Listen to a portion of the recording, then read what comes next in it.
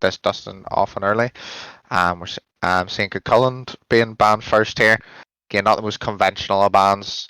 And on the other side, obviously, we have Morgan Le Fay, a more conventional ban, one you're going to see more often enough in your ranked games. And then Odin being banned in the second phase. I really do want to see, because especially from Scopy here, I think there should be a focus from Nightly Koalas here, to try and target him out, as he's one of the more upper tier Loki players in this division, upper tier solo players in this division. Koalas respawn with an Artemis there, kind of your normal kind of bans. I think that Cucullin must be a target ban for the Nightly Koalas, which is, nice enough to say, you gotta give respect where it is due, but you'd like to see those target bans maybe come out in the second phase. How do you see this one playing out, Crown Hound? The Cucullin ban, I think, is kind of a more scary pick in lower levels of play. I do think it's dealt with very well when you know what you're getting into. I think it might just be what you're saying, a target ban. They're trying to just make somebody feel uncomfortable. Now, the rest of the bans are pretty much like cookie cutter straight across the board. We all know why they get banned. Odin, I think, is just very scary for a lot of the picks that are in meta right now, because we're kind of in a meta of a no escape. Realistically, the only kind of god that has an escape against Odin that is in meta is Raijin. So I think Odin is a very good ban just across the board. He's very early game pressure. He adds a lot of things to your game that are very hard to deal with. And so I think that's really good. And then we see that followed up. Going into the bank time a little bit here, we do see a Tiamat ban. And to round it out, we got your good boy, the good old Mr. Anime himself, Tsukiyomi, taken off the board. Now, I do not think Tsukiyomi is a ban-worthy type of god. Just personal. Yeah, I definitely agree with that. Yeah, definitely not a top three. Maybe if you want to target it, maybe get it out later in the draft. Leaving stuff open like Athena, especially in lower level play, is really effective. It kind of saves you a bit on your rotations. Gilgamesh not being banned either for Koalas is a huge open. That wins a Shemesh is deadly in team fight situations. But I do think Ice Age have been a really, really good pick. Booneshine does like this Athena. He's played it multiple times before. Played it in finals last year as well. Enjoys the character a lot. With that ability to rotate so freely, you can catch players that maybe at this level don't have the most uptight of positioning. And this is where you're really going to prosper. And we see it Izanami and Soul being picked. Soul again, really good god at this time point of this meta.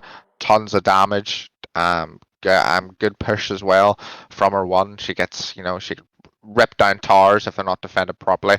On the other side for Koalas, we have a god that again rips through towers as easy as nothing, to be a split push machine as an Anami. Interested to see a Hoi here. What do you think of that, crowd? I think Hoyi is actually really good into Izanami with the crow that you can put onto characters. It does reveal them on the map, so it does allow you to just track whoever you want to, and that's what I expect the Hou-Yi was in response to. Now, I'm like you. I don't really think Hou-Yi kind of has a place in this meta right now. I think it's a niche pick. I think you're counter picking or you're comfort picking when you pick this god. I do think he has a very good kind of mid to late game counter matchup against Izanami. Now, you're definitely losing the early game. Unless this Athena can provide the pressure to you on just strictly damage in lane, there's nothing you're going to be able to do against the wave clear that Izanami's going to bring, regardless of who else is in that lane with her. Izanami's just one of the best pushing gods in the entire game. Yeah, definitely. Just waiting to see what these second sets of bans are. Again, the Merlin being picked up for Koalas there again, a really good god at the moment, kind of revered as the champagne of mid laners at the moment. If you can play a Merlin well, you're really going to be start rolling with it. You're going to get them fire stances for objective burns. It may not provide the secure that maybe some mages provide, but again, damage over time. With all them abilities constantly rolling at the same time, it's going to get kind of heavy for the opponent frontline and backline to try and stay alive. Talking about frontline and backline, we see Ice Age here picking up the Osiris and Ratatosker again. Great backline dive to get on top of this Merlin's head, force him to decisions he doesn't really want to make. Counteract that though, we do see the Emoji again really late here on the Nightly Koalas side. That second bottom pick, I think it was. The healing she provides, and just the control that she can provide in that backline, giving people a lot of space is what her main job is going to be. Keeping gods like Gilgamesh and Merlin alive with that heal, it's going to be very key. So I'm hoping to see a lot of anti-heal on the side of Ice Age, apart from Cyrus obviously has that anti-heal built into his kit, which can stop gods like Emoji, Fenrir too, that getting them heals off, which is going to be really key for both sides. I would agree. I think towards the later stages of the game, I do think Ice Age has a lot better of an engage just with the overall draft that they have. I mean, you have the Ratatosker, you have the Athena taunts, which are effectively just free active burns across the map. And with this Osiris, it's just pressure. Now, if they can leverage that Yamoji heal and the Yamoji sustain, and pretty much the sustain built into pretty much every single one of their picks on the side of Nightly Koalas. I mean, Fenrir's got built-in sustain. Gilgamesh, with the help of the Yamoja, will never die. And then, I mean, Izanami should have somewhat of lifesteal built into the kit. It's going to be interesting when we get into these late-game team fights, because I think if Athena does her job correctly, Ice Age wins this game pretty handedly. Yeah, definitely. I do think that the engage potential, as you were saying there, Hound, even if Athena picked up a blink or using that Defender of Olympus to get across the map quickly and save her on a rotator too, it's going to be very key in those fights. It's going to be the split decision. If there's a fight on solo, if there's a fight in mid lane, this Athena can get there. There's not that same rotation potential on this Nightly Koala side, and that's why I really do think these fights, or these early fights, maybe the mid 2v2 or the mid 3v3, can be swung so quickly by a support or a solo laner, or from that Athena, from that Defender of Olympus, just rotating in. Again with this Ratatosker as well, the rotations, just people are going to find themselves in 1v1s turn into 3v1s, 2v1s very quickly. Again, that's what you want in these early game team fights, is just to have that numbers advantage. You know, I would definitely agree with you. I think there will be some interesting engagements happening, especially in the duo lane and in the mid 3v3 skirmish, because we've seen Fenrir and we've seen what Fenrir can do. And I just think the win conditions for Ice Age are a lot easier to set up and to execute than the win conditions for Koalas. Yeah, I see the Koalas win condition of being getting that early pick, getting that you want to win that fight before the fight. You want to get that solo kill in ADC. You want to maybe get a Ragnarok onto that Yamoja or onto that Ratatosker and try and get them ripped away early, and then try and push the fight from there. I don't see them, as you said, Hound, winning that conventional 5v5. I see them winning a fight where they have a slight advantage, or a 4v5, or if Ice Age are a bit down because of they've just took gold or a fire, then that's the thing that's going to really help them swing those fights. Yeah, no, I would agree. I think this Athena has a lot of work to do in this game, allowing them to get the pick, allowing them to go into a fight already on a power play.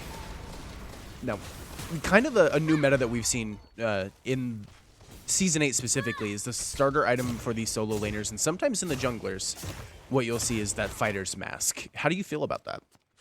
Yeah, I think Fighter's Mask, especially on Osiris, I know Wattlexp has played a lot. I know some other solo laners has played a lot. I feel like on Osiris it has the biggest potential because it just gives you that that ability to go into different starters late game. I feel like some solo laners don't really benefit as much from Warrior's X straight off the bat for clear as other teams, as other solo laners might do. As I think we just see the mid laners, the mid camps get split there 1-1 as Scopey gets a solo kill on to that Gilgamesh. Again, that Fighter's Mask gives him so much more power, as he does get 100% of that scaling from from Fighter's Mask onto his basics, which can really start to pile up with all those slows, fighting in the wave, not what you really want to see. I think Scopey actually got a stun off there as well with the 3. Again, Gilgamesh not having beads kind of doesn't really get the same effect from that. Again, this should be communicated if he did Blink, he doesn't have beads. I would get that Ratatosker, get that Athena over to his side of the lane and punish him from that level 5 to that level 12 kind of point. You do see how you hit the wee ricochet onto Isa there. I do want to see the more pressure come out from this Ice Age duo lane. Again, I think they have the characters for it. It's just they really need to push it on. No, I would agree, and I think in concept, right? It's all off that Athena. This should be second blood going over to ItsDrunkHunter, and it is. I forgot about Scopey's little solo over there in the solo lane, but that was what we've been talking about, right? That engage on the side of this duo lane is a lot to deal with.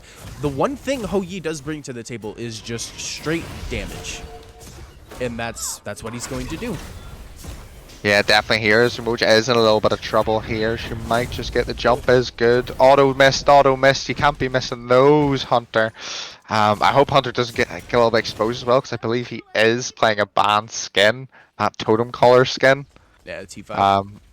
Yeah, the T5. It is pretty, but I don't think you're allowed it, as Cheeto does rip away that purple there. Good for him again. They got both putting in Izanami. Yeah, he took the red as well. Good again. Cheeto, I like Cheeto getting these invades off, but what he needs to do now, make sure that his own camps are secured. You know, it's great getting the enemy team's buffs, but you're going to be you don't want to set your buffs behind a cycle or half a cycle, because it just puts you a little bit behind when the enemy teams can pick up their camps. So Scopey here, Lord of the Afterlife is missed. Maybe the autos shall be good. Gilgamesh running around in circles and just does escape. The 2 is good though from Scopey, and that's a second solo kill we've seen in this game early on as well.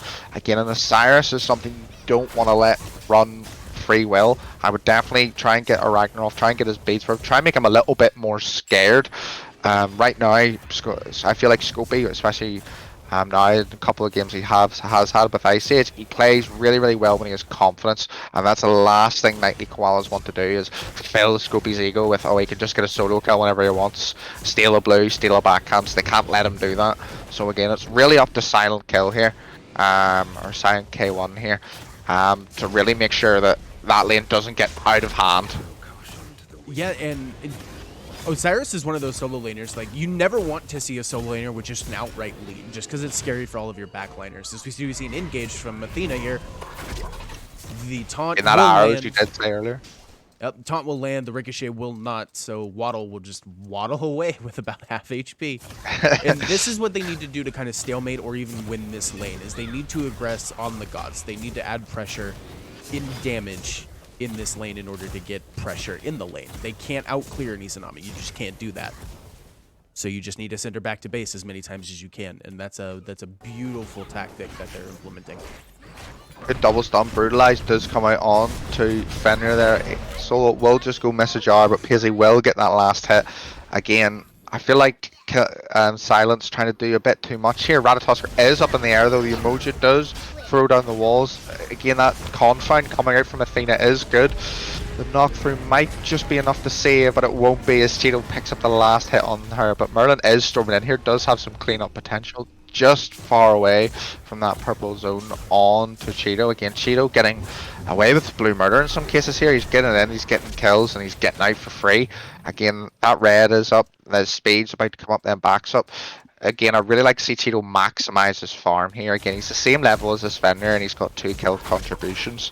I really want to see him push his lead here and see what he can do with that lead. Again, Ratatosker is ahead, is very scary, but a Fenrir behind isn't as effective as one of the more least effective junglers while behind. Again, that Ragnarok can be very useful in team fights, but again, if you don't have the levels and the items behind it, you will have a real big problem over here. Scopey is caught by the winds of Shemesh. Fenrir does come over. Brutalize is good. Scopey living with a half bit HP. Drop kick. Yeah, Giller doing a really good job drop kicking Cheeto into Scopey to make sure he is stunned there, and he does get picked up. Again, that's what I think Koalas need. Again, they're getting a little bit behind in deficit, roughly 800 golds the margin at the minute, but I really want to see Koalas get really back into this game. I feel like their comp needs someone ahead. They need, as we said earlier, Crown, we need this Koalas team to really grow into the game and win 4v5s or get a pick before fights. They can't let this Ice Age team get to that really late game, because it's not that they may have they have a bit of a better comp, but the engage potential for Ice Age is going to be a lot easier to pull off than it is for Koalas. Oh yeah, and it all rides on just a simple dash taunt, right? I mean, it's really hard to miss that taunt, especially on a high priority target. As it just happens, but solo does land. Yamoja's dropped to about 30%. Beautiful River's Rebuke, but slightly off the mark, allowing a little bit of a gap in there. And they'll just escape with a red buff invade once again. So they've stripped all but the first red buff away from Misaki. I hope I'm saying that correctly.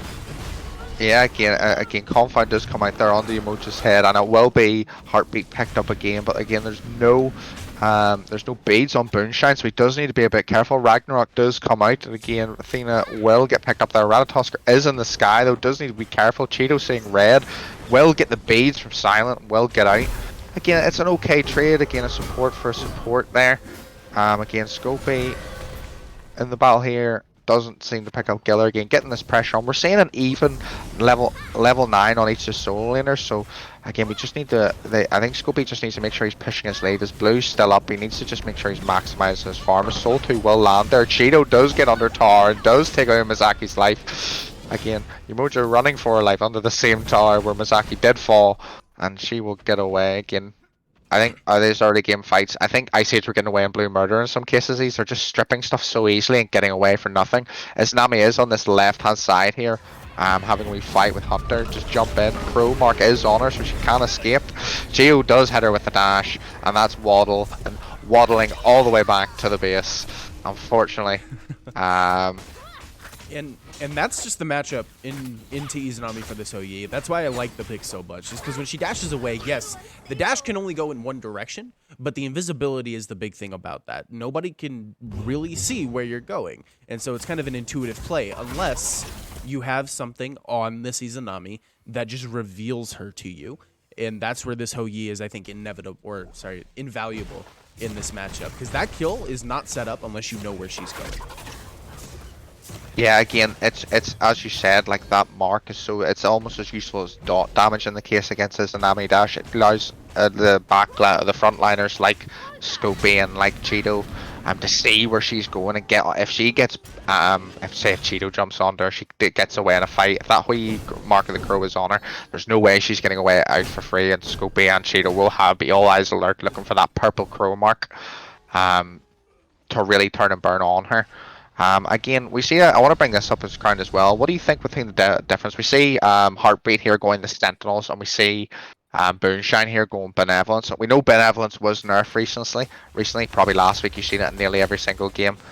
And in this week, we're seeing more of a Sentinels split. Personally, I do like Sentinels a lot more. I think it just gives you a lot more flexibility due to because Benevolence was nerfed very big because supports can't have anything nice in this game. I'm a support player. Can't have anything nice in this game, or it's just ruined by everyone else.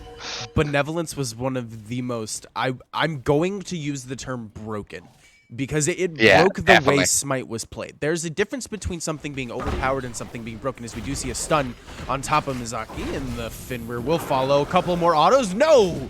The Ragnarok will not hit, as it does look like we have a lot of an engage here. Paisley picks one up onto Misaki in the background. Houyi ult is dropped to stun the aggression on the left-hand side. And in the mid lane, we do see Yamoja under a lot of pressure. The Stellar Burst will land. Gilgamesh dropkick, not on target, will not get the stun. Beautiful taunt from Athena, and Gilgamesh will limp away. But Fenrir is still on the hunt here. He's coming into the backline. Jump engage is good. No stun onto it, though. Stellar Burst will miss, and everybody will limp away. All in all, 1-0 in favor of Ice Age, who have amounted about a 2.5k gold lead at this 11-minute mark with 10 kills on the board. Definitely that tower on right falling there while that engage was happening there, Crown. Again, I think Scopey's doing a real job of pushing this lead, getting that tower down early to allow for them rotations to come through. I would really like to see Ice Age set up for this Gold Fury now. They've ripped away another red buff there. Like Hunter's just trying to line up a ricochet, doesn't obviously get it. That's awkward that I caught on stream for him. But I really like seeing, we see Scopey rotating over this gold play now. They know Ragnarok's down on silent here. I would really like, or Ragnar just coming up though. Hopefully that's communicated. Which I really like to see a play for gold come out here. They have brought Scopy over. Gilgamesh is ripping over this right jungle, is what he should do. He is starting up this Gold Fury. We'll start the dance here at Gold Fury. Really interesting to see what happens here. Again, Relic's looking healthy on both sides. Yeah, the Gold Fury going around half health here. Jump does come out. Scopy does need to be careful. He is very low. Lord of the Afterlife does go up and down. Hunter just gets the last hit on the K1. Ice Age get the Gold Fury. Cheeto on top of Waddle. Scopy manages to get back in to kill Miyatsu. Heartbeat does pick up one in Scopy though, but it looks like she will fall here. GillerKav has got a lot of work to do, but I don't think he has enough time to do it as the blink comes through. Confound do. Acorn Stomp from Giller wins the Shemesh, does come down. I just don't think he's just a bit late to the party crowd. Again, a great fight. How Scopy stays alive for that long, I don't know. I couldn't tell you. So the one thing, Ice Age, obviously, they do win that fight, but I think it's based off of the lead that they have mounted for themselves. I think if the game is closer, just in gold in general with items purchased and levels acquired, because we do see just a straight level lead across the board for Ice Age, except for in that support role, which is kind of mitigational. It's all about pressure coming out of supports rather than the actual farm or lead that you have in the role. But with that, I do think Ice Age get away with murder, like you've been saying throughout the game. They get away with it because of the lead that they have. I do not like Scopy tanking the Gold Fury. I think, if anything, he is your zoning tool. I think it should be Athena on this Gold Fury. And when she sees an opportunity to interrupt the Gold Fury's steal, that's when she goes for it. I don't think Scopy tanking that was the right call, because he does end up falling in that fight. I think he's much more useful diving the backline rather than tanking an objective for this team. Yeah, let's just think allude back to that fight as Pyromancer has started up here. Scopy was taking that entire Gold Fury, went to about 1/10 of his HP, hit the Lord of Afterlife, and somehow got out alive, and somehow was re-engaged to get a kill as well. Pyromancer will fall here for Ice Age. No contest coming from Koalas, which really isn't what you want to see at the minute. A fight is starting to break out here. Ratatosk roll does go up. Scopy is around, does get that sash off here. Miyatsu getting no peel, but Paisley here managed to live up. Rivers does separate him from his team. Solo comes down and hits them all. It's silent going down, and Killer will follow, and Scopy will pick up Heartbeat under tower. Again, a great fight, and it will be Cheeto. The Mark of the Crow is still active on his Inami, so he knows where she is. Again, no Ratatosk, no Defender of Olympus to get here, but the one will come through from Hunter, and that will clean up the entirety of Koalas. Again, just a clean sweep from Ice Age. Again, as you said, Crown, I think they're really playing their advantage here. They're really playing their lead. They're just forcing the lead down the throat. And that's what you have to do. We do see a lot of teams kind of in this stalemate. Kind of, once they get a lead, they don't really know how to play with it. And this is what you do. You force fights around objectives. You take fights, not necessarily fights you should be winning, but with the lead that you have, it is available to you. And we saw Soul drop to about 20% HP as Gilgamesh drops in and will drop the Winds of Smash and pick up the kill onto Cheeto. That's a huge shutdown bounty going over to GillerKav. Yeah, that is I think a 5-kill shutdown. Yeah, again, over confidence, I think, is what ICS need to be careful now. I said earlier about Scopy's confidence when he's at that level and when he can play. When he playing with confidence, he's really scary. So seeing this game 5-2-5, it's getting that, hopefully that talisman online now. Would have liked to maybe see a Shoguns from him, seeing that he is Hohoye, seeing that he is a soul. But maybe he just wants a bit more health for himself, maybe. As I said, overconfidence I think is going to be the real decider here. Can Ice Age force their lead in enough time? They can't let this game go on and on and on, or else they risk a mistake, as you said, not taking fights when they're meant to. Yeah, and the more kills that you kind of give this Koalas team, the shutdown gold that they're able to have, especially on... Oh, what a taunt! Soul combo. You can't do anything That was about harsh. That, man. That was rough to watch. Especially with beads being down, in the knockup, too much damage coming in off of an Athena taunt, and it's just beautiful. That's what this Ice Age team is going to be good at with this draft. It's going to be those single target or maybe two-man taunts, because I don't really think you're getting more than 2 people in a taunt, and if you are, it is a gift from the Smite gods, and you need to run with it. Yeah. But that's just beautiful. That's zero hesitation coming out with the solo. Does a taunt does land onto Heartbeat, and they should be able to just get out for free here. And I do like Cheeto going immediately into the ult. I think it does stop a lot of the aggression here. Land back down. Again, he does see red in his eyes, and he will try and get on top again. I think I'd like to see a lot from Heartbeat here. Is I feel like him and Miyatsu are getting really separated in these fights. I feel like Miyatsu's just having a rough time right now. He's getting dove on a lot, and he's not getting the success, or he can't get his damage off. As we are seeing, he is learning the lower end of the damage numbers, while Soul is a lot higher. Although we do see Miyatsu throwing the ability in here. Again, that Gold Fury burn, that last tick of damage, it's all that matters if you get the killing blow. Wins the smash does come down for Giller, but he will not be alive to see the end of that win. And we do see Silent here does get in. The Suns do come down though. Paisley does pick up Silent here. Again, Scopey is just on Waddle's head, and he can't do anything about it. Stun comes through. Heartbeat should fall here. Again, a target switch there, but Paisley slaps the solo. Confound does come out from Athena, and that is a triple kill for Paisley. Should be a Gold Fury, and definitely should be Ice Age setting up those key wards for Fire Giant on the enemy side of the jungle. That's what you really like to see now. Yeah, and that fight, once again, I don't think it's a fight that Ice Age should be winning. I think it comes down to just target acquisition, and this is something that we kind of preach of in higher levels, is call out your targets. Whenever you go in, call out your targets. Now, Fenrir at this point is just for all intents and purposes, is a martyr. You're jumping into a team that has amassed a 7k gold lead at this point, or around that about, and you're jumping into players that are multiple levels your senior. So if your target is this Hou Yi or this Soul, which are your high priority targets at this point, you're going in knowing that you're going to die. And that is just something that you have to wrap your head around if you're playing on this Fenrir. You're going in, you're picking a high priority target, you're bringing them to their death, and you're probably going to die in the process. With that being said, they need to get to these high priority targets. We did see Hou Yi taken off the board for his first death, ItsDrunkHunter for his first death at about that 18-minute mark towards that Gold Fury fight. And that's a good pick. That, for all intents and purposes, that is a win for Koalas. Now, if they stop there, I think they take that win and they're able to aggress into the Gold Fury fight once again as Hunter picks up GillerKav on this Pyromancer. I don't think Pyromancer is something that you throw your life away for. I don't think it's something that you can test when you're this far behind, because it opens the door for something like this. A Fire Giant already started up this 19-minute mark for this Ice Age team. And this is all but secure. You cannot fight this. We see 2 members of Koalas on the left-hand side. They are not worried about stopping this Fire Giant at all. And I think this is good for Ice Age. And I think Koalas are responding with what they need to. They need to get a couple of gold in their coffers. They need to kind of push down a lane and mitigate some of the lead that they already had. But it's taking too long. This is a... Again, Heartbeat needs to be careful here, as he does get nearly the entire Ice Age team collapsing onto him.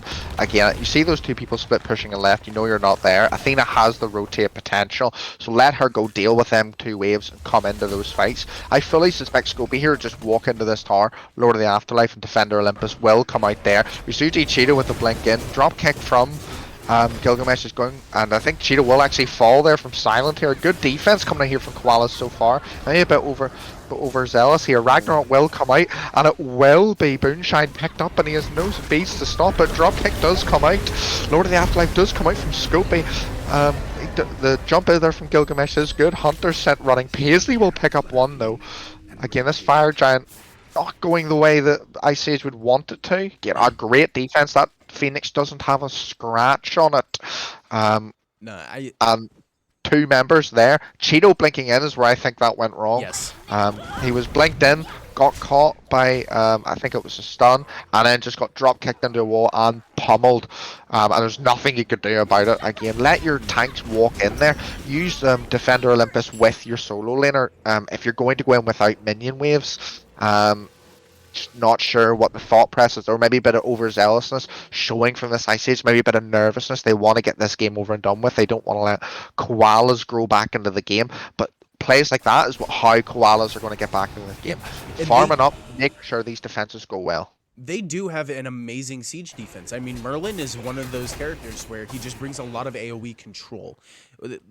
the way I always kind of preach gods like this, like Kukulkans and Merlins, and even gods like Raijin, you have a lot of zone control built into their kit to kind of direct traffic. And that's what Merlin does very well. Now you pair that with the Emoja as a taunt comes in. Stellar Burst does land, dropped very low. Oh, they got baited. Oh, I don't think so. Wattle gets out of this. Boonshine's got the scent. Wattle here is running for his life. He is running for the hills. Chase this, though. Okay, they do need to be careful. The Ice Age are very split here. Again, I think Booneshine will pick up the kill here.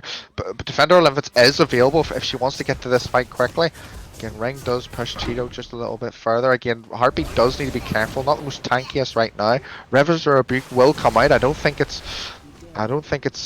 maybe the most best. Well, Scopey does need to be careful here as Heartbeat does get landed on. Shouldn't fall yet. Again, that Paisley's damage is just tearing this fight. Soul ult takes Miyatsu to half health. Hunter will pick up Miyatsu. Again, Silent just escapes thankfully through that Winds of Shemesh. Scopey doesn't have any ways to cleanse that slow, but I think this should be a lot easier Phoenix fight than that last one did go. I think Koala's goal here is just to hold on, especially with Miyatsu and Wattle being down at the minute. They have to get this tier 2. I don't think they can in there, especially with Izanami coming back up. Now, they possibly could have with Ragnarok being down, but I think this is a lot safer of a play. I think this is honestly knowing how to play with your lead rather than push your lead. I think that's a very good decision coming out of this Ice Age team, deciding not to end or go for an end when they could have. Now, like you were saying, the Phoenix defense was non-existent for Koalas there because of the AoE that they had lost. Yamoja dies, Merlin dies, and there's not really that large AoE. It's all single target that you have. Now, with 5 members being up, this should be a lot easier of a Phoenix defense, and I do like what Koalas has to bring to that table. I do think it's a little bit of a hesitation on the side of Ice Age. I think Gold Fury is the right call here. Pick up all the neutral objectives that you can. Let Koalas just worry about their base, because that's what they have to do right now. They can't contest these neutral objectives. You've been winning fights. You have multiple of your key players already to level 20. You have 3-level lead in mid. You already have a level 20 on the solo laner who is super tanky. Scopey has been doing an amazing job with just pressure in general in these team fights. And, I mean, Ho Yi building into crit now is just going to be so much damage on top of that soul. And I do like Koalas makes a decision. Strip away one neutral objective. They get the Pyro. They know that they're going to back after getting that Gold Fury. It's a good strip from them. Will it mitigate some things? I don't think so. I think the real fight is going to come on this fire side, and they do have minions over there in the duo lane to worry about, which, for all of those watching, if there is a Phoenix that you can get, it will be the Phoenix farther away from Fire Giant, as we do see the Ricochet miss onto Silent Kill, just because it creates pressure on the opposite side of the map. Oh my god, Cheeto is swinging. How much did that auto hit for? Too much. Beads and Ragnarok coming out there. I think it was a Hydra's proc as well from that auto. Again, as fire, the fire dance will be started up here. Again, I think ICs do need to be a bit careful here. Scopey and Cheeto will zone, and they know Fenrir Ragnarok is down, so I'm not sure what Silent's thinking of there. Absolutely walking into a death ball. That is Scopey and Cheeto this game. Again, it looks like it's just going to be a free fire giant. I suspect here, especially with Silent falling, Scopey chasing Ice Age all the way back to their Phoenix here. Again, it's potentially a 3v5 here, as Izanami is on this left side, but I think Cheeto did back. Again, Scopey is just sitting on Heartbeat's head here, and he can't do anything about it. Gilgamesh kind of drops the winds, not really sure what to do. Hoi does jump out. Again, there's not enough follow-up for Gilvar here. Giller, he just doesn't have a team around him. Again, Izanami takes purple. Hunter wipes your team. I hope it was worth it, Wattle. Again, it's just there's not enough here. I think the thing I need to see from Koalas this next game is just a bit more communication. It just seems that stuff was getting ripped away constantly. They weren't there for when the red buff respawned. They weren't there when them neutral objectives were going. And I just don't think they put enough pressure on the Ice Age. We did see in that right Phoenix fight when a little bit of pressure was put on the Ice Age, when a little bit of doubt got put in their mind, they slipped up, they got costed, they had to back off. But at the end of the day, I think the amount of farm they got early and them leads they took into fights were the thing kept on edging Ice Age throughout those fights. Yeah, I leads are something that is kind of hard to deal with for both sides of the board, right? You need to have a team that knows how to execute playing with a lead and how to push their lead. And I think Ice Age did that pretty well. There were a couple of fights where we did see it kind of rock. The Yeah. Phoenix defense, like you were saying, I think was a big point for this Koalas team. You realize, okay, we can do this. This is something that we're able to do. We're able to stifle the bleeding, and we can fight into this. I think where it fell apart was just the group factor. And when I say that, I think it's just playing together. Now, I do know that they have a sub in for them. But with that being said, playing with one another, having all of those kind of backline elements and frontline elements in your comms at least is a big thing. I do like what GillerKav was able to do in these fights. He did what he needed to do. He got into the backline. He created at least somewhat of a nuisance for these backline characters when he was there. And I do think Silent Kill, at least a couple of times, did execute his martyrdom in a very good way. I think where this draft fell apart was, like you were saying, on those timers, on those like 3v3 skirmish fights in your own jungle. You need to take those. You can't let Ice Age strip away 4 red buffs in a row unscathed. Like, that cannot happen. We did see it for Miyatsu. He was one of the most affected by it. Again, maybe a bit higher in the damage charts for Koalas there, but he was the one getting his red buff stole constantly, getting that dive onto it. I maybe just don't think this Umoja, maybe it's not a comfort pick for Heartbeat, maybe it was just tossed on it, but I do think he needs to go onto something that can get Miyatsu out of these fights or just somehow pry Cheeto and Scopey off his neck. Cheeto and Scopey, that job, did a great job of just creating so much space, separating Miyatsu and separating Waddle from Heartbeat. There was very many times in that game where I saw Heartbeat land a heal onto like someone, or maybe he landed a couple of really nice the dash things, like the wee water portals, but he didn't get much else onto that team. Again, he only is 1600 healing. Again, not really what you want to see from a Umoja, especially with the Lotus Crown. You want to be getting those physical prots onto it. Them physical prots that could save Miyatsu or Misaki for those like 10, 15 extra seconds to get that flicker off, so he doesn't get 100-0 by them backline divers from Ice Age. I would agree. Misaki, not Miyatsu. I know that's a different player. Sorry. I think that game is something that Ice Age can walk away very happy with. I do think that there's always things that you can learn. Knowing when to play safe is something that I think this team needs to realize. Yes, you had a lead, but most of the fights that you did win was because of that lead. When you're playing up against a team and you're even taking some of the fights that they did, I don't think it goes as well for you. And yeah, with that being said, they did play very well. They knew how to push the lead. They knew how to basically step on the gas pedal and not let up whatsoever. And I do think that is a good thing for this team to realize. But going forward, the only reason Scopey died at that early kind of level 7 mark was because he chose not to back. He got those 2 solo kills and he just never backed because he really didn't need to. But in the course of a competitive game, giving up kills, giving up gold is something that you need to try and mitigate.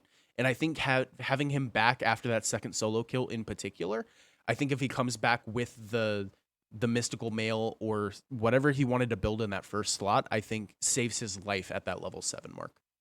Yeah, definitely. I also think I want to point out something here. I think Geller needs to manage his waves and solo a lot better. We're seeing 86 structure damage for Scopey. And hey, Gilver's Tower was the first one to fall. I think it was sub the 11-minute mark. Losing that many waves to tower and letting your tower fall that early is not what you want to happen, especially when you're getting soloed multiple times. I know a lot of players don't like it, but you have to play that passive style. You just have to watch out from the window of your tower. It may not be what you want to happen, but unfortunately, it's just something that you just have to adapt, and you learn as a player that you just have to play passive. I know a lot of people don't like that style. It doesn't fit them. Everyone wants to run at people, frag, but then sometimes it's good to just, you have to take a back seat until you get that farm online. I'd agree. I think for this Koalas team, what you really need to worry about is just the team fight communication for one, and the timers on the map. Letting your red buff get invaded 4 straight times in a row is something that you cannot allow. It's going to put one of your main carries in your mid laner, who is so important in this meta right now. I would say mid lane is a more important role than jungle at the moment, just the way the meta is shifted, because that's a lot of your team fight burst damage. It's a lot of your control throughout the map in this mid lane. And so having your mid laner so far behind is downright, like, you're not going to win.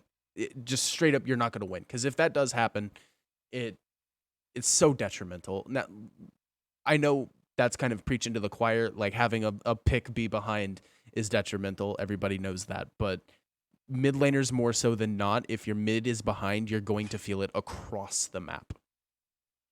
Yeah, we'll get into the pick and bans here. Obviously, we'll leave it to them two teams to review what went wrong in that game. We do see that Coquillin ban coming out again. Again, it must be something. That Giller is obviously enough of a threat on to be first banned twice.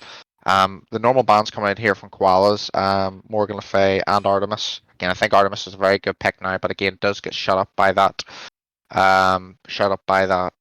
Odin. Again, Athena ban coming here for Ice Age. Again, something that worked a lot for them last game. Again, they need to get something that can give them joy again to get that engage potential off. I don't think that should be a problem. Athena just creates a lot of pressure. It creates a lot of just active burning just built into her kit, because the taunt is so powerful. It just creates so much disruption in a fight. But there are other gods that can do that. You have your Ymirs, you have your Xingqians, for instance. Even a pick like Fafnir does it really well. Maybe not to the same extent that Athena does, but they create the same sort of mindset when you're playing against them. Yeah. But I do like. I don't know if I like Ice Age banning it. They might just be afraid of the repick of Athena into them. I would have much rather let Koalas ban it out, because I don't think they would first pick it. I mean, we don't see a Tiamat ban come into this game. I think Tiamat should be the first pick here, but at a lower level of play, I don't think it's as highly sought after. And just as I say that, give me a couple of moments to update the P's and B's screen. But we are going to see a Tiamat in this game. How do you feel about Tiamat right now? I think Tiamat, when she's played well, it's hard to lose a game. It's really hard. It's just the pressure she brings, the amount of tools in her kit that the amount of CC immunities, the amount of stuff that you can throw onto her and she can just get out. Then the mitigations, just the amount of damage she can absorb when she goes into that ground form as well. It's such a hard god to deal with, especially with Scopey going on this Osiris again. You'll know that Paisley, obviously in that last game of Soul, had a lot of big ults. Tiamat is one of them gods who just constantly pumps out damage. It's more of a Merlin effect that Misaki had last game. Paisley's going to be just throwing abilities over and over and over again, getting those minions down in different lanes to maybe leech a bit of XP and get really ahead. We'll see a Discordia and an Izanami come out here for Koalas. I do like Discordia. I don't think she's the most meta pick in this meta pick right now. I would like to see like obviously Soul was banned, like a Scylla, Raijin, or we even seen.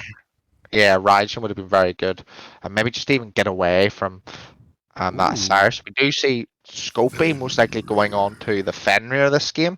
Again, very exciting stuff. I do like obviously a Fenrir ahead. Obviously, when Ice Age played really well ahead last game, a Fenrir ahead is one of the most scariest things in this game. Again, especially for a god like Discordia, who doesn't have the biggest Wow. range. Or again, her dash doesn't have the biggest units, and a respect ban coming out for the Hoi either. As Waddle did pick the Izanami as well. Yeah, I don't know if I like the Izanami run back. I don't. I would have liked to see a much. I hesitate to use the word meta because Izanami is one of the best utilizers of the bow build with the attack speed steroid in her kit. It's just so much damage added on. But I think I would have liked to see a little bit of a mix up happen in that lane. Something that just brings a little bit more team fight presence. Izanami has a lot more of a single target kind of presence about the character in general. So I would have liked to see maybe something more along the lines of Chiron or even, oh man, I don't know. I'm a hunter player and I can't even talk. No, it's okay. Again, Ares here, really good. Stops that movement ability from Gilgamesh, from Izanami, from Discordia. The control here, again, surprised not to see an Odin band here. Again, I think Ares and Tiamat and Osiris do struggle against that Odin, so it'll be nice to see an Odin picked up here. Again, I do think that Gilgamesh is going to go into the solo again, probably for Giller. Again, did have some success on it, but then again, just needs to maybe play a bit more passive early game, as he knows Scopey does have that potential to really get rolling in that early game. He should not let that happen again. You will see Guan Yu come out, so it does like Guan Yu. it does look like Guan Yu will be going into that solo lane. Fafnir support is not the worst thing. Again, a stem for his Izanami. That objective burn can be very, very good.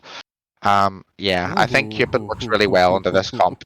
Again, I think Ice Age went into this game and just went, we see all your jumps and all your fancy dashes. We're just not going to let that happen.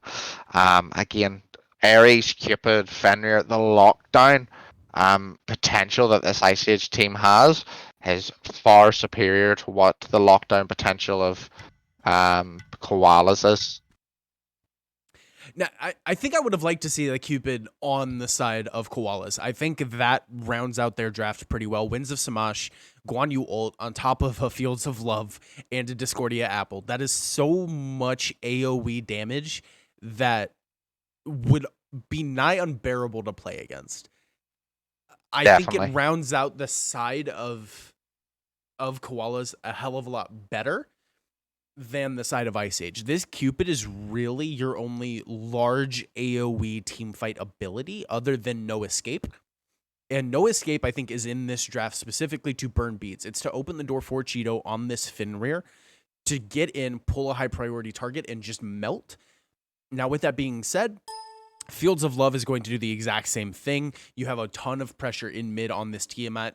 She should get a lead fairly early. Now, I do like the Discordia in the same way that kind of works the same as Osiris. She's not going to lose lane, per se. She's not going to give up pressure. She's just not going to have any pressure. This god is very safe. It does output a lot just standing in the back. The multi-man taunts that can come through and the dash that she does have is just a lot of poke, a lot of safe kind of self-peel in a way. I don't know how it's going to work going up against this kind of high-pressure draft that Ice Age once again has drafted for themselves. Fenrir, very high pressure coming out of the jungle. You all obviously have an Ares on the side of Ice Age as well. That should add to that pressure. And I don't know. I don't know whose draft I really like more in this instance, but I think I would have to go with Ice Age just based on momentum out of that first game. Yeah, personally, Ice Age has all the correct things. We know Cheeto, definitely that last game with Ratatoskr, he had the ability to get in and out. I want to see on this game, especially on a Fenrir, how, because obviously Fenrir requires a lot of mechanical skill to hit the brutalize, know when to cancel your abilities, know when to dive in. With Ratatoskr, I felt like Cheeto had a little bit of leeway because he could just go up in the sky and dodge everything. So I really want to see how Cheeto maximizes his farm this game and gets in and out of fights the same way he did last game. Again, it does. I feel like Gilgamesh versus Fenrir. It's Fenrir kind of jumped out to the winds. Ragnarok really does mess up Gilgamesh as he doesn't have the best of movement abilities. Apart from if that dash, if that big jumps down, nowhere to go. I really want to see a good game from Cheeto this game, but again, I want to see Silent come back. I want to see this go 3 games. I want to see Koalas sharpen up, make sure they're at their buffs on time, and just make sure everything's just a little bit cleaner from them, and just hopefully to minimize those mistakes as well. I would agree. I think timers are the main thing for this Koalas squad. If they're there for those timers, if they're there for the fights that inevitably are going to happen on their own buffs, it should be fairly good for them. I think they do have a pretty good 3v3 skirmish with the Gilgamesh. Now, with this being said, I do think the Gilgamesh is kind of hindered. The engage until they hit level 12 is hindered a lot because he does what? Misaki, I was just praising Discordia's safe ability or safety. You're gonna let something like that happen? I think it was just the quick clear of the camps there, the Fenrir again. I think Gilgamesh did try something on right lane on Scopey, and I think maybe it wasn't. Maybe Misaki didn't get the email. Maybe he wasn't in the know, and that's obviously going to be the first death on the board for him, which is not something you want to see, especially getting that first blood to this Fenrir as well. He will be jumping onto Silent's head. Beautiful cancel. Discordia, yeah, seeing the time to time to back out, time to good thing. As Wattle does get a kill here, Ice Age are getting everything they want. They're rolling with the punches that Koalas are here getting and just hitting them twice as hard. Sickle does go just ajar there for Scopey again. This is what we were scared of, Crown. This is what we didn't want to happen. We didn't want Ice Age to roll them again. This is not exactly what you want, especially Fenrir getting this early blood. Again, Silent caught in no man's land. Beads used, good strike. Beads will come out from Cheeto, maybe a bit premature there. Again, does need to be careful. That knockup will come out there. Again, I think Cheeto was considering it there. Eyes still glowing a bit red. Again, I feel like Koalas need to just take a look at themselves and say, okay, we need to stop. We're going too far forward. Again, Cheeto catches Misaki with another leap there. Misaki does need to be a bit careful here. This is what Cheeto has to do. You have a lead, and we saw him do it last game, but you have a lead. You absolutely need to run this lead down their throats. Create pressure wherever you can. And look at this. We're already seeing from Ice Age, these buff invades are happening. And they do end up picking it up. Ares now with purple buff, one of the scariest things that you're ever going to see. And that's one buff already taken off. As soon as it spawns, the Ice Age is there. And they're just doing a better job of keeping those timers in their mind and knowing when to aggress and push their lead. As Scopey, once again... Oh my! Alright, come on, Scopes. Will die though. He needs to be a bit careful. Hit your auto, Scopey, man. Come on, you're better than that. Yeah. I don't think there's really much to say there. Scopey just misses a couple of autos. That's why he doesn't end up getting away with his life. But just pressure across the map we're already seeing. We've already seen a couple of kills in each lane. Izanami sitting 0-1, and the rest of her team, except for this Fafnir, has been essentially put down, and that's what I do like to see. The target acquisition from this Ice Age squad is already picking apart the carries, and that's what you have to do. Yeah, it's really unfortunate. It literally looks like if Koalas don't get their stuff together here, they're going to be really, really struggling, as Cheeto will have just free reign on these backs. Does need to be a bit careful, as Silent is going to be rotating in here, as he is only level 3. Ragnarok does come out though. Is running around a bit of circles. Does pick up Silent though. Silent needs to make sure he gets that jump off. Scopey will be going on to him, and it looks like Silent might fall to the 2, and he does fall. Again, Silent level 4, same level as his carry, same level as support. Scopey has a level lead, getting them 2 kills. Again, Misaki does look like he's looking for something here. Does need to be a bit careful, but hopefully it might be communicated. Strike does come through, and Booneshine and Hunter will pick up the kill on the Heartbeat there. Again, maybe just a bit out of position, caught by an Ares chain. Not much that he can do against that. Again, this is just everything that Ice Age wanted to do early, they're getting away with early, and we're seeing the gold in this XP league come out. It's 5 minutes into the game, and they already have a 2k gold lead. Like, what is happening? This... Again, I think it's just... Oh, sorry. Continue. No, I'm just baffled. I was going to say, I'm just baffled how Koalas seen what happened last game and have just almost let it happen again.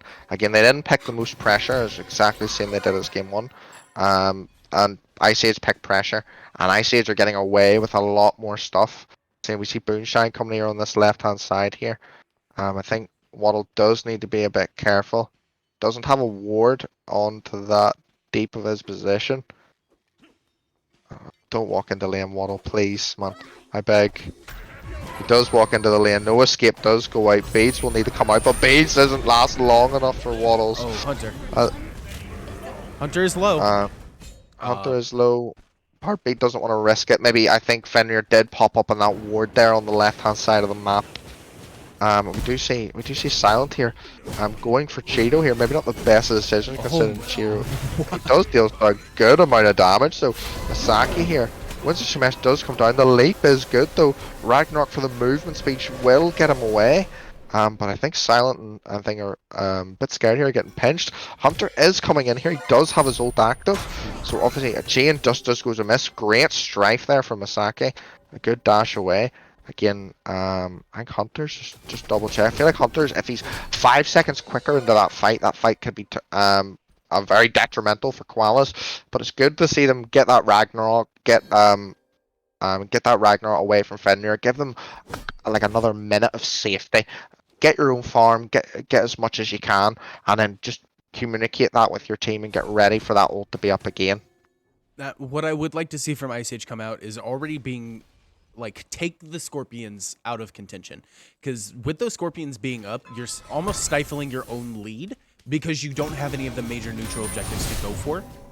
I would have liked to see the Scorpions already off the map. You've already amassed a like 2.5 gold lead up until this point. These Scorpions are all but free for you. So instead of going for Cheeto, like what he's doing, yes, I do like the invades and the pressure that he's able to provide across the map here. But I think you need to kind of focus your lead a little bit more, especially in this early game. Yeah, I would love to see Scopy, or sorry, not Scopy, Cheeto, maximize his farm. A lot of these backs are up right now. The leap does come through and will hit both. Silent will fall, I think. Oh, Cheeto won't escape with a snipe, but Scopy will get the kill on the Silent, and Booneshine is here. Again, I would like to, Cheeto has had this really good amount of early pressure, and he's still only a level ahead. I would like to see him as speeds, that backs, the blue, both sets of backs are up, sorry. The red's up. So much XP is up, Cheeto. I need you to take it. This happened last game, and you know, there could be an avenue for Koalas to get back in the game if they see that these camps are up and they see that Cheeto is going for too many invades rather than just focusing on his farm. Yeah, and Koalas is doing what they need to do. They're sending GillerKav over to help kind of protect their own farm, to secure their own farm. And by doing so, Cheeto has to make a decision. Do I use what I have to use to get out? Or do I just die? And I think there he makes the wrong decision. I think you just use Ragnarok to get out. You secure your own life. But he chose to go back in. He chose the aggressive path, which you're never going to hear me speak against aggression. I think it's great. But I think it's a misplay coming out from Cheeto, especially at this point to the game. You're only level 7. Take the farm that you need to. Because if he had taken those back camps and comes into kind of that solo lane fight with that XP under his belt and the safety that he has, he can look for that engage rather than the escape with his abilities. And I think that's what kind of turns the tide for him. We do see the jump. Yeah, double turn. Fenrir Dash does come out here, Brutalize does come out, Ragnarok does come out. I don't think Masaki has anywhere to go. There's no escape, and Ragnarok does go onto his head. Again, Heartbeat's ult does hit a few there. Tiamat Lake does come out from Cheeto. Every single tick of Paisley's one lands onto Heartbeat's head, and Cheeto just cleans up, licking his lips, and just the potential of just how ahead he can get. We do see Silent here on these oracles. I wonder if Ice Age can hear the whispers. Jump does come out. He does need to be very careful. They definitely heard. A dash comes out from Hunter. Fields of Love does go down, and Silent will fall. Again, this is the situation we were talking about earlier, Crown. If these Scorpions were down, that's a Gold Fury. I know, and now you've pushed your ahead an extra K ahead. As Scopy gets in, I can't deal with this, man. What is going on? I can't be just everywhere. An absolute roll. It's just It's pressure. They've picked pressure picks in every role, and they're getting solo and kills in every single role. It's just they can't keep getting away with this everywhere. This is ridiculous. So, like, how do we even break this down? Because right now, what we're seeing is two sides of a coin. We're seeing Ice Age get away with things that they necessarily shouldn't be getting away with, but they're playing the engagements so well. If there is a kill that is dropped on their side, they're getting it in spades with the amount of pressure that they can get in either in kills or just stripping away farm. Because once again, we see Scopey strip away the blue buff. He gets 2 blues, and he gets XP for both. With the mid 3v3 that they just had, I don't know how you come back into this. I don't know if there's a way for Koalas to do so. Realistically, you have to push this game to 50 minutes. I think that's your only way. But if Ice Age has been playing the way that they have, this game is only going to last another 10. Like, it's not fair, man. And as No Escape comes out here, does get the beads out from Silent there. Again, it's going to take a monumental slip up here from Ice Age. It's going to take constant invades, fighting too much to let this lead slip away from them. What I would like to see from Ice Age right now is to go for that Gold Fury. You already have the left lane pushed up. I don't like the back coming out of DrunkHunter. I think if you go to that Gold Fury and you force them to take a fight, yes, your ults are down, but... or at least your No Escape is down. Every other ult is up, and I think that's a fight that you can win, and I think it's an objective that you can realistically easily secure. I think it's a low percentage play for them. I don't think you lose it that badly. Yeah, oh, one pin is good. Masaki. I don't know what to say anymore. Tiamat's busted. That's the only thing you can't say. Tiamat's busted. Again. Gilver going here with the hero playing the horse wins the smash. Paisley is very, very low here. It is very good. It is a good response here. Again, Ragnarok does come through. Brutalizer come through. Cheeto, good hammer from Heartbeat, but I just don't think the follow-up's there as he looks around and every teammate around him is in 6 foot under the grave at the moment, which just it's just not what they need, you know. After game 1, the pressure we seen Ice Age exert early and what they've came in game 2 is like, we're going to do it, but just a lot better this time. And I think mostly where we're seeing this pressure is the amount of pressure created on actually the duo lane side. With this Gold Fury being the main contested objective for the first 15 minutes of a game, having that tower already down, having a 3-level difference on this Cupid, and I mean, we're not seeing a giant lead in the rest of the roles. I mean, there is a 2-level lead in support. Obviously, that's going to feel tough just because the Ares damage is balanced and fair, and Guardians are balanced and fair. Yep. 2 levels in for the Tiamat. We now see a 3-level lead in solo. This Ice Age team needs to be fighting around these neutral objectives because there's realistically nothing this Koalas roster can do right now. We've already seen multiple buffs stripped away. They're stripping the red now. That's a red on top of an Ares, and that is terrifying. But I think Gold Fury right now is where Ice Age need to transition their focus to. I think they're still looking for those solo picks, and I think if they just take the fight, it's something they can easily win at this stage of the game. Yeah, again, it's baffling at this point, 14 minutes in, that we haven't seen a Gold Fury, especially when they are this ahead. Again, as we were saying, these neutral objectives are what's going to win games. I think Koalas I just try to contest it, maybe try and get like a fadeaway apple or something, or try and get something to just hit that Gold Fury and take the last tick. If you can get that, if you can trade one for maybe one of these passive objectives, do it. I just don't think they have the mustard for it. We do see Heartbeat here going in. Maybe we'll not get to see the end of this Gold Fury. He's bringing him to his team to ask him to look at it. Get it! Koalas steal it. That's huge. But we will see a clean up there going for Misaki as he do get Booneshine again. Wattles here again. Brutalized does come out in the Wattles. He will get cleaned up again. Silent chasing Paisley. Scopey kills Giller, and a moment of brightness comes from Koalas, and it was shut down by Ice Age. Shut down to the max. Instead of a 9k gold lead, we're just sitting at a 5.8 gold lead. So, I mean, good, I guess. But you lose the T1. You drop what is that, four kills? And Silent Kill, this is all but just a formality getting him off the board as well. So effectively, a deicide across the board as Misaki comes in with just the shotgun. That's great shutdown gold for Misaki. Again, it is a lazy back and a half from Scopey, backing in between tier 2 and the middle Phoenix. You know, something he will be reprimanded for by Mammoth and Peaceman when if this VOD review does go to them. With that being said, instead of a 2 or even a 3 level lead in this mid lane, now it's mitigated to about a level and a half. So Misaki, at least, I think right now on the side of Koalas is your main win condition. Everything needs to go into protecting this Discordia. She has her own buff. She's the highest level on your team. Now tied up as well at that level 15 mark, rivaling the Tiamat. Thank you, if you could see it. If you could bring up the player damage, just so we can see who the Discordia passive's on. So Discordia passive does have her own passive, so obviously that will give her that little bit of extra power to make these little bit of difference in team fights and hopefully trade a little bit around. As right score does go down, Giller does need to be careful here. Again, Cheeto does look like he's trying to line up that dash, but will get nothing for it. Does look like this is going to be a blue invade through there. Leap doesn't go, just a jar. Brutalize onto this blue cam. Will take the blue cam away.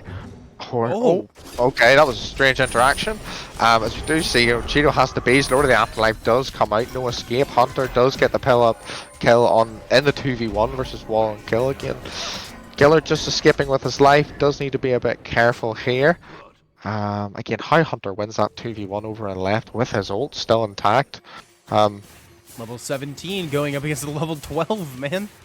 Like, yeah, the fact it was a 2v1 as well, it was kind of like, that's the thing that jarred me. When your jungler is this far behind, your engage potential, especially in a power play, is not, I'm going to say not secure, I think is a good way of framing it. Because Gilgamesh, in the meta of Smite, is one of the best engage tools and has one of the best engage kits in the entire game. Winds of Samash is a great engage tool. He also has the jump that effectively creates movement speed for the rest of his team in order to get in and just create pressure in a team fight. But when he's sitting at level 12, just now picked up his Blink at 17 minutes into the game, their engage tools have just been in a Fafnir stun and a Guan Yu ult. And Guan Yu has not left this solo lane except for once where he died in mid. There isn't much on the side of this Koalas team, like I said, until you hit about the 30-minute mark for reliable engage. Yeah, and Booneshine does go forward there. Make sure he catches both. Beads will be forced out of Misaki there, and I can guarantee you Cheeto's heard that. As heartbeat does fall, Misaki does need to be careful here as the Fender is lurking about. Again, this is just, it's so, the fact it's this far apart, it's only a 6k goal differential, it's not the worst. Again, I think Heartbomb will finish off Giller there. Ragnarok runs onto Misaki. Again, I think that's a bit overkill, guys. Like, come on, you can't be dropping Fields of Love and Ragnarok. I think this should be a fire play now for Ice Age. Yeah, I'd agree. I think this tier 2 is all but secure for them. So they get the gold for the tier 2. I think they then need to hit a back because, I mean, Hunter's sitting at about a quarter HP. Does need to get this back off.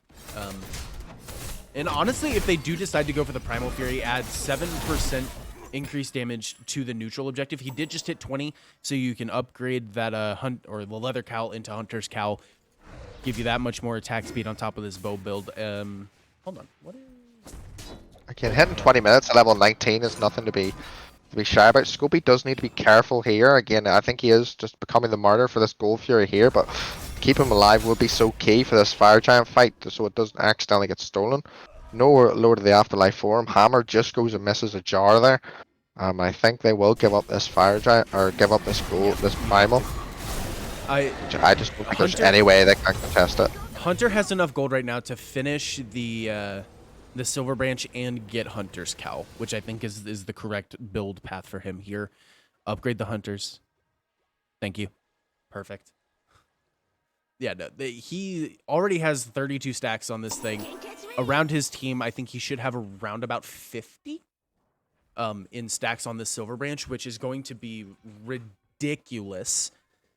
Already sitting 7-0-6. I mean, this team has done a great job this game of controlling every part of the map.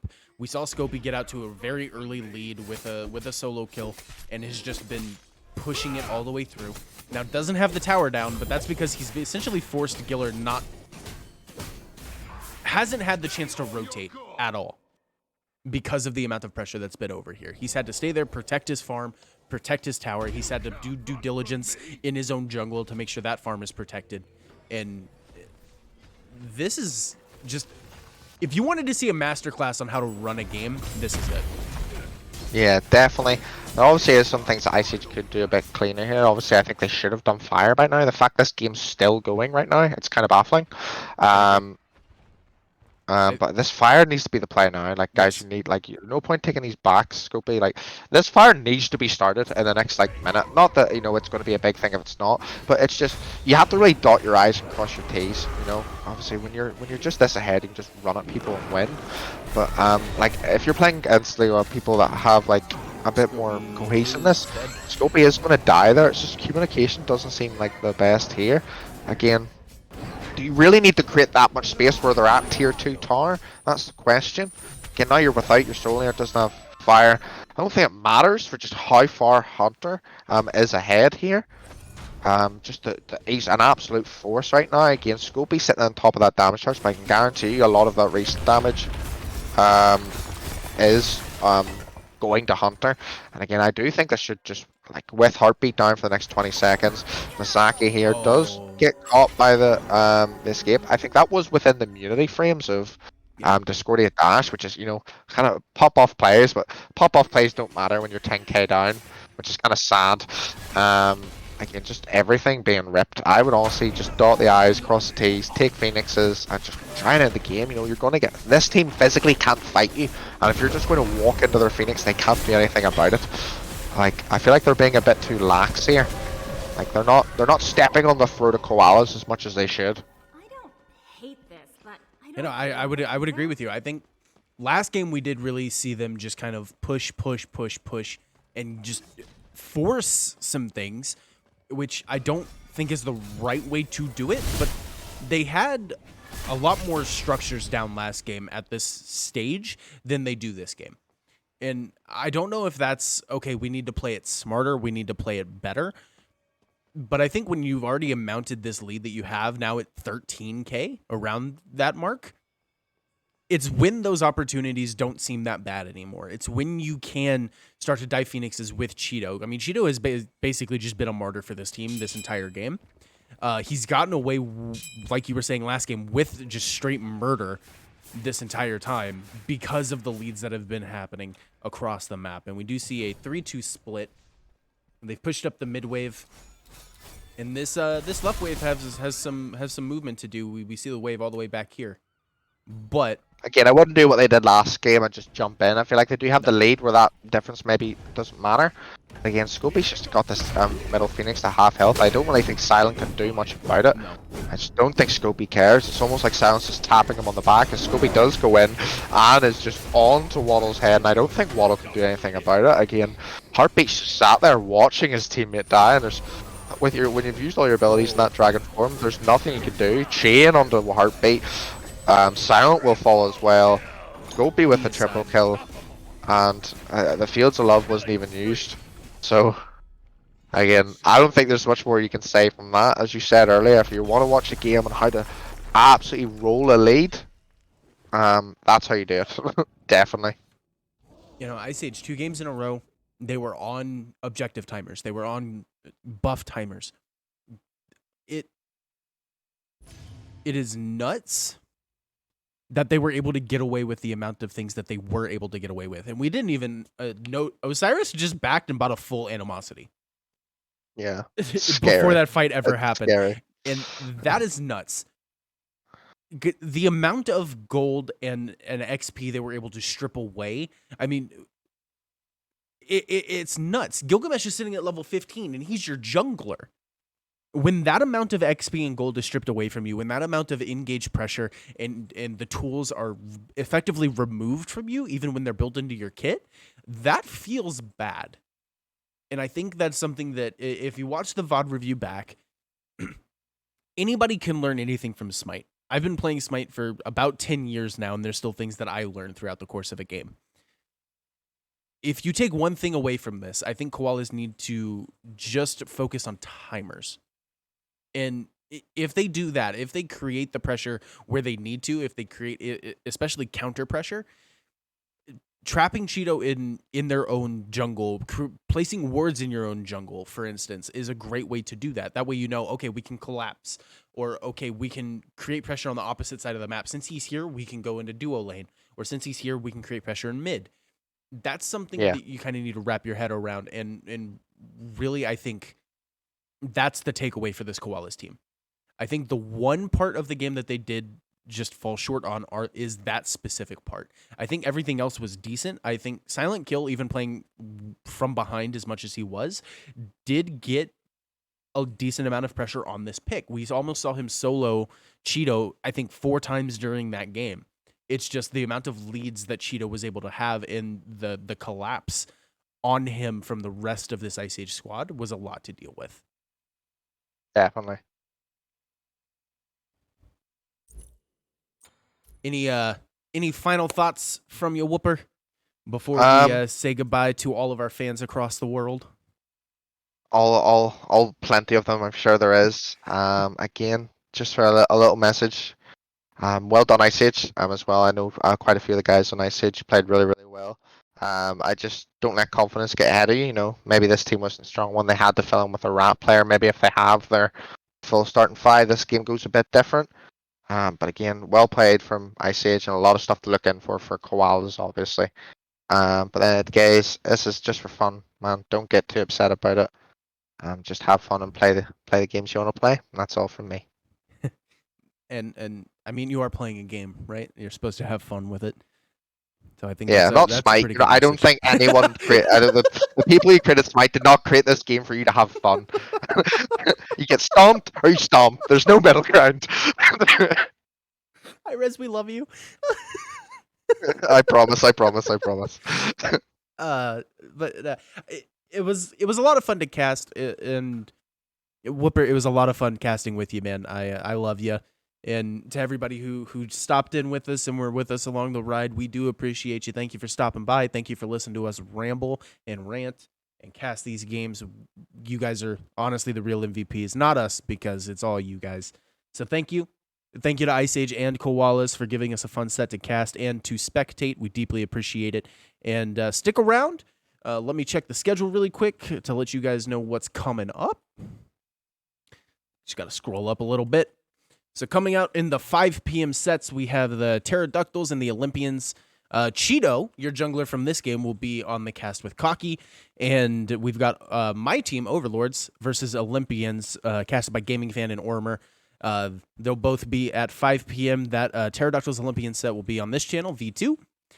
And our set, the Overlord set, will be on V1. So go stop by those streams. I don't know if the stream on V1 is still up. Go over there, show your love to them if it is. And we will see you guys later, and we'll see you next week. Have a wonderful rest of your Sunday. And just remember that we love you. Adios. Hey, guys.